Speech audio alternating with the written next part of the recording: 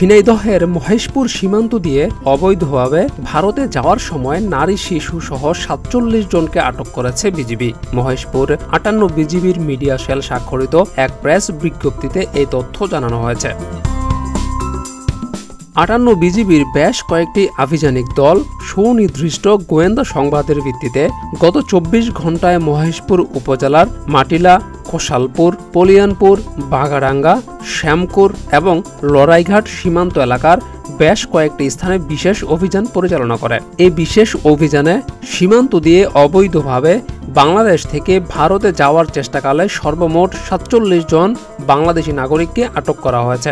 আটককৃত ব্যক্তিদের মধ্যে ১২ জন নারী, ১৯ জন পুরুষ এবং ১৬ জন শিশু রয়েছে। আটককৃত ব্যক্তিরা বাংলাদেশের বিভিন্ন জেলার বাসিন্দা।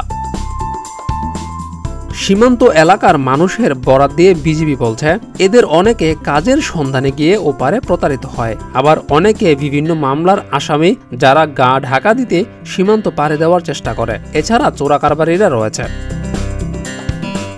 আগস্ট থেকে এখনো পর্যন্ত ৯৩৩ জনকে আটক করা হয়েছে।